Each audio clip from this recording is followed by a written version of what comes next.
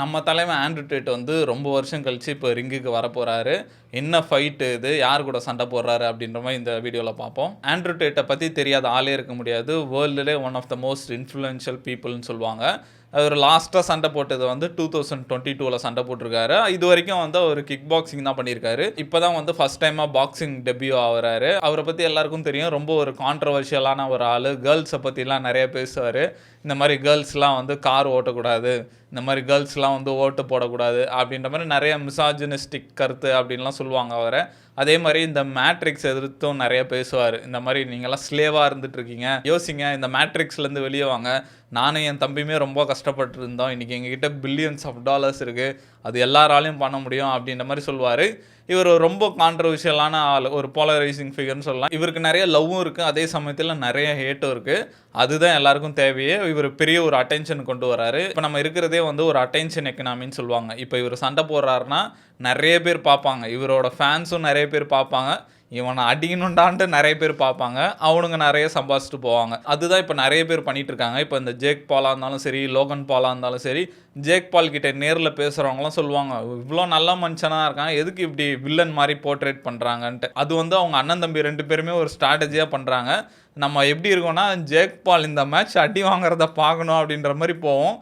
ஃபேன்ஸும் நிறைய பேர் இருப்பாங்க. அதில் வந்து அவனுங்க மில்லியன் கணக்கில் சம்பாதிச்சுட்டு போகிறாங்க. அதே மாதிரி லோகன் பாலும் அப்படி தான் WWE போயிட்டு ஒரு வில்லன் மாதிரி போர்ட்ரேட் பண்ணிட்டு இருக்காரு. ஆண்ட்ரூ டேட்டோட கிக் பாக்ஸிங் ரெக்கார்டு பார்த்தா அவர் 4 டைம்ஸ் வந்து வேர்ல்டு சாம்பியனாக இருந்திருக்காரு. 72 மேட்ச் வந்து வின் பண்ணியிருக்காரு, 32 நாக் அவுட்ஸ் பண்ணியிருக்காரு, 9 மேட்ச் தோத்துருக்காரு, ஒரு மேட்ச் ட்ரா பண்ணியிருக்காரு. அவர் வந்து ரொம்ப ஒரு ப்ரொஃபஷனலான ஒரு லெஜிட்டான கிக் பாக்ஸர் அப்படின்ற மாதிரி சொல்லுவாங்க. அவரோட மேட்ச் எல்லாமே பார்த்தா அந்த ஷாட்ஸ் எல்லாமே வந்து ரொம்ப க்ளீனாக இருக்கும், ப்ரொஃபஷனல் பாக்ஸர் மாதிரி இருக்கும். இவரோட ஆப்போனன்ட் வந்து சேஸ் டிமார்ன்ட்டு, இவர் பிரிட்டிஷை சேர்ந்தவர், ரியாலிட்டி டிவி ஸ்டாரு. இந்த பிக் பாஸ் மாதிரி இந்த நெட்ஃப்ளிக்ஸில் வந்து 2 ஹாட் ஹேண்டில்னு ஒரு ஷோ கொண்டு வந்தாங்க. அந்த ஷோவோட சீசன் 2ல் இவர் வருவார். எப்படி பிக் பாஸில் வந்தவங்களாம் நான் எனக்கு பெரிய ஃபியூச்சர் இருக்குன்னு சொல்லுவாங்களோ, அதே மாதிரி இந்த 2 ஹாட் ஹேண்டிலில் வந்தவங்க நிறைய பேர் வந்து பெரிய பெரிய ஸ்டாராக இருக்காங்க. அதே மாதிரி இவரும் வந்து இந்த ரியாலிட்டி ஷோக்கு அப்புறம் பாக்ஸிங் தொடர்ந்து பண்ணிட்டு இருக்காரு.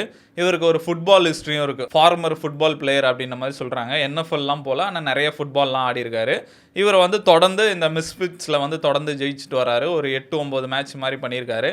ஆனால் ஆண்ட்ரூ டேட்டோட கம்பேர் பண்ணால் இவர் வந்து ரொம்ப நார்மல் அப்படின்னு தான் சொல்லணும். இவரோட மேட்ச்லாம் பார்த்தேன், இந்த ஷாட்ஸ் எல்லாமே வந்து நார்மலாக தான் இருக்குது. ஒரு அமெச்சர் மாதிரி தான் இருக்குது அவங்க ஃபஸ்ட்டு மேட்ச் செகண்ட் மேட்ச்லாம் பார்க்கும்போது.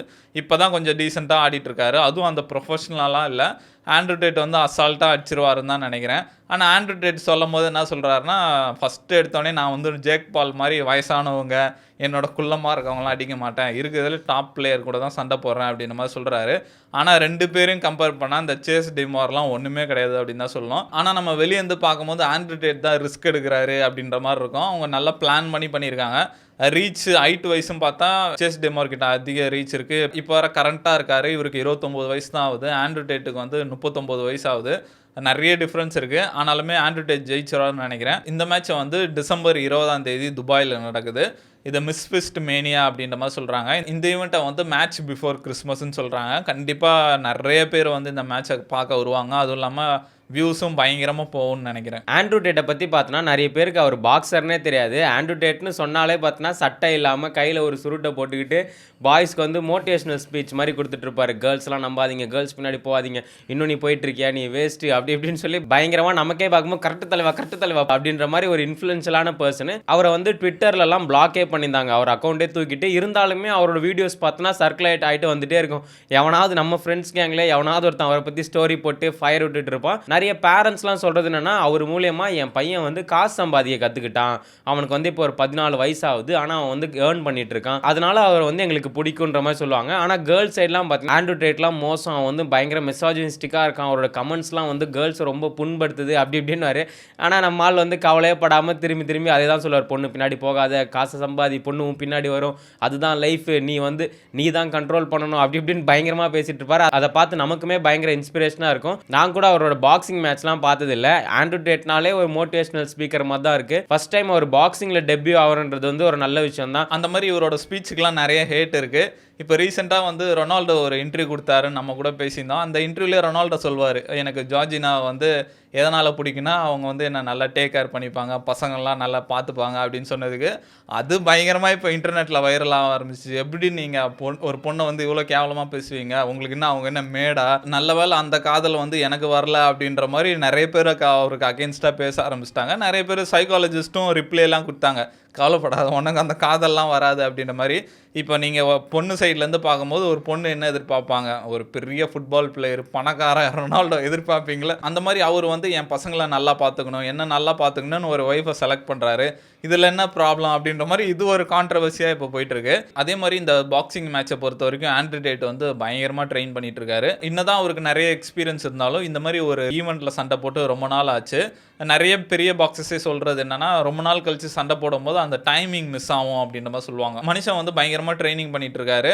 அவர்கிட்டே கேட்டாங்க இன்டர்வியூவில், எப்படி உங்கள் ட்ரைனிங் கேம்ப்லாம் எப்படி இருக்குன்ற, ஒரு பெரிய வித்தியாசமும் இல்லை, நான் வந்து எப்பவுமே வாரத்தில் 7 நாள் ட்ரைனிங் பண்ணிட்டு இருப்பேன், அதே தான் கண்டினியூ பண்ணுறேன் அப்படின்ற மாதிரி சொன்னார். அது பார்க்கும்போது யார் நீ அப்படின்ற மாதிரி இருந்தது. இப்போ பொதுவாக பாக்ஸஸ்லாம் நார்மலாக இருப்பாங்க, லைட்டாக டச் பண்ணிருப்பாங்க. இந்த மாதிரி ஃபைட்டுக்கு முன்னாடி வந்து ஒரு கேம்ப் மாதிரி போவாங்க. ஆனால் மனுஷன் வந்து ரொம்ப வருஷமாக டெய்லியும் 7 நாள் ப்ராக்டிஸ் பண்ணிட்டு இருக்கேன் அப்படின்ற மாதிரி சொல்கிறாரு. ஜார்ஜ் ஜாங்கோன்னு ஒருத்தர் இருக்கார், அவர் போய் ஆண்ட்ரூ டேட்டை மீட் பண்ணிட்டுலாம் வந்தார். அவர் அதான் சொன்னார், நம்ம வீடியோவில் பார்க்குற மாதிரிலாம் இருக்க மாட்டாங்க, நேரில் அதோட பயங்கரமாக இருப்பாங்க அப்படின்ற மாதிரி சொன்னார். அந்த மாதிரி தான் இருந்தது. இவர் சொல்லும் போது இவர் ஃபைட்டுக்குன்னு ட்ரெயின் பண்ணாமல் அவர் ரெகுலராகவே ட்ரெயின் பண்ணிட்டு தான் இருக்காரு. அது நிறைய வீடியோஸ்லாம் இப்போ நிறைய வந்துட்டுருக்கு. ப்ரைவேட் ஜெட்டில் வந்து ட்ரைனிங் பண்ணிட்டுருக்காரு. சரி, போகிற டைம் 2 ஹவர் எதுக்கு வேஸ்ட் பண்ணோம் அப்படின்ற மாதிரி.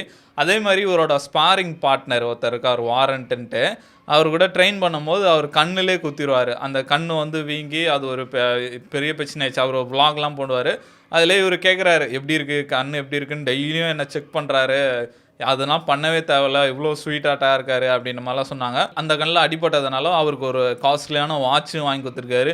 என்ன மனுஷன் இவ்வளோ நல்லவராக இருக்காரு அப்படின்ற மாதிரிலாம் நிறைய இப்போ வீடியோ வந்துட்டுருக்கு. இந்த பாக்ஸிங் மேட்ச்சு அதெல்லாம் ஓகே. இதில் ஒரு சோகமான விஷயம் என்னென்னா, இந்த மிஸ்ஃபிட்ஸோட ஃபவுண்டர் கேஎஸ்ஐ அவரை வந்து கம்பெனி விட்டு அமுச்சு விட்டாங்க. இப்போ புது சிஇஓ வந்து ஆண்ட்ரூ டேட் அப்படின்ற மாதிரி அனௌன்ஸ் பண்ணியிருக்காங்க. அதுதான் இப்போ கேஎஸ்ஐ ஃபேன்ஸ் எல்லாம் வந்து பயங்கர ஷாக் ஆகிருக்கு. இந்த மிஸ்ஃபிட்டை கண்டுபிடிச்சதே வந்து கேஎஸ்ஐ தான். கேஎஸ்ஐயும் அதுக்கப்புறம் மாம்ஸ் டைலர்னு ஒருத்தர் இருக்கார், அவர் வந்து கேஎஸ்ஐயோட லாங் டைம் மேனேஜர்.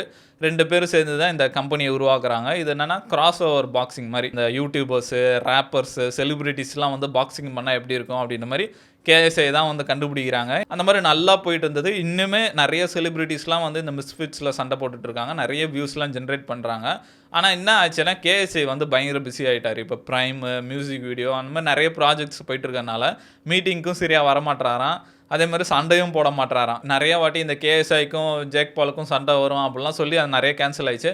இந்த மாதிரி சரியாகவே இருக்க மாட்டார் அப்படின்ற மாதிரி அவருக்கே தெரியாமல் அவரை தூக்கிட்டு அந்த பிளேஸில் யார் போடலாம், நிறைய அட்டென்ஷன் கொண்டு வர மாதிரி ஒரு ஆள் வேணும் அப்படின்ற மாதிரி பார்க்கும்போது ஆண்ட்ரூ டேட்டோட பெஸ்ட் ஆள் யார் இருக்கும் அப்படின்ற மாதிரி, அவர் லெஜிட்டான பாக்ஸர் வேறு, அவரை போடலான்ட்டு அவரை போட்டாங்க. அந்த ஆண்ட்ரூ டேட்டை கலாய்ச்சிருந்தாங்க, இனிமேட்டு நீ தாப்பட மாட்டாங்க, உன்னை தூக்கிட்டு உன் க்ரௌனை நான் எடுத்துட்டேன் அப்படின்ற மாதிரி. இனிமேட்டு ஆண்ட்ரூ டேட் தொடர்ந்து சண்டை போடுவார் அப்படின்ற மாதிரி சொல்கிறாங்க. ஆண்ட்ரூ டேட்டை வந்து இந்த மேட்ச்சை வந்து எனக்கு ஒரு வார்ம் அப் மாதிரி அப்படின்ற மாதிரி சொல்லியிருக்காரு. அடுத்து ஜேக் பால் ஃபைட்லாம் இருக்குது, நிறைய இன்ட்ரெஸ்டிங்கான ஃபைட்லாம் இருக்குதுன்னு சொல்கிறாங்க. கேஎஸ்ஐ வந்து இதுக்கு ரெஸ்பாண்ட் பண்ணியிருக்காரு, இதுதான் இருக்கிறதுலே டம்மான ஐடியா இவனுங்க பண்ணது அப்படின்ற மாதிரி, எனக்கே தெரியாமல் பண்ணிட்டானுங்க அப்படின்ற மாதிரி அவர் செம்ம காண்டானார். அதே மாதிரி டேரன் டில்னு ஒரு பாக்ஸர், அவர் வந்து முன்னாடி UFC கண்டென்டராக இருந்திருக்காரு, இப்போ பாக்ஸராக மாறி இருக்காரு. அவர் கூட சொல்லியிருந்தாரு, எனக்கும் ஆண்ட்ரூ டேட்டுக்கும் தான் மேட்ச் இருக்க மாதிரி பேசியிருந்தாங்க. ஒரு 75% வந்து கன்ஃபார்ம் ஆயிடுச்சு. அதுக்கப்புறம் ஆண்ட்ரூ டேட் வந்து வாண்டடாக ஆப்போனண்ட்டை மாற்றிக்கிட்டாரு அப்படின்ற மாதிரி அவர் கம்ப்ளைண்ட் பண்ணிட்டு இருக்காரு. இது ஒன்று தெரிஞ்சு போச்சு, நல்லா இவங்க ஹைப்பேத்தி மேட்ச் நல்லா சுவாரஸ்யமாக இருந்தால் ஓகே, இல்லை இந்த ஜேக் பாலும் மைக் டைசனும் மேட்ச் எப்போ நடக்கும் ஆஹா ஓஹோன்னு இருந்துட்டு நம்மளும் சரி ஒரு காலைல 6 மணிலேருந்து பார்க்குறோம் எப்போ சண்டை நடக்கும்னு கடைசியில் 9 மணிக்காக எடுத்துகிட்டு வந்து வச்சாங்க. சரி ஃபைட்டும் பயங்கரமாக இருக்குன்னு பார்த்தா ப்ரமோஷன் மட்டும்தான் பயங்கரமாக இருந்தது, ஃபைட்டு ரொம்ப டம்மியாக இருந்தது. அது பயங்கர ஏமாற்றமாக போயிடுச்சு. என்ன அவங்க 2 பேரும் நல்லா காசு சம்பாதிச்சிட்டாங்க. அந்த மாதிரி இந்த ஈவெண்ட்டும் வந்து எல்லாம் வெயிட்டிங்கில் இருந்துட்டு கடைசியில் மொக்கையாக போனால் நமக்கு தான் வந்து டிசப்பாயின்மெண்ட்டாக இருக்கும். இந்த ஈவெண்ட்டுமே சரியான காசுன்னு சொல்கிறாங்க. அந்த சேஸ் டேமார்க்கெட்டு டிஎம்சி வந்து பைட்லாம் எடுத்துருக்காங்க, எப்படி கேஷ்லாம் எப்படின்னு கேட்டபோது சரியான கேஷு. கண்டிப்பாக ஆண்ட்ரூ டேட் கூட சண்டை போடும்போது ஒரு பெரிய அமௌண்ட்டாக தான் இருக்கும். எந்த அளவுக்கு சொல்லலாம்னா, நான் அமௌண்ட்லாம் சொல்ல மாட்டேன், இந்த ஃபைட்டோட நான் ரிட்டையர் ஆகிடலாம் அந்த மாதிரி ஒரு அமௌண்ட்டு. அவங்க வந்து இப்போ சப்போஸ் நான் வின் பண்ணிட்டேன்னா ரீமேட்ச்சு எல்லாம் சேர்த்து தான் கான்ட்ராக்ட் போட்டிருக்காங்க. ஒரு பெரிய அமௌண்ட்டு அப்படின்ற மாதிரி சொல்கிறாங்க. ஆண்ட்ரூ டேட்டை பொறுத்த வரைக்கும் இது வெறும் பாக்ஸிங் மேட்ச் மட்டும் இல்லாமல் இது ஒரு பவர் மூவாக தான் பண்ணுறாரு. அவர் தான் இப்போ இந்த கம்பெனியோட சிஇஓ. அவர்கிட்ட நிறைய கண்ட்ரோலாக இருக்குது. என்ன ஃபைட்ஸ் எது வேணால் ஃபிக்ஸ் பண்ணிக்கலாம்.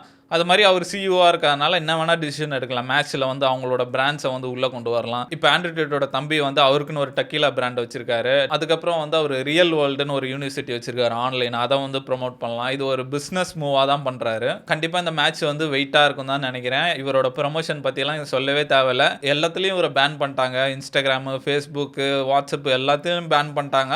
ஆனாலும் இவரோட கிளிப்ஸ்லாம் வந்துட்டு இருக்கு. அவரை எதுவுமே பண்ண முடியல. அந்த அளவுக்கு இவர்கிட்ட டீம்லாம் இருக்குது.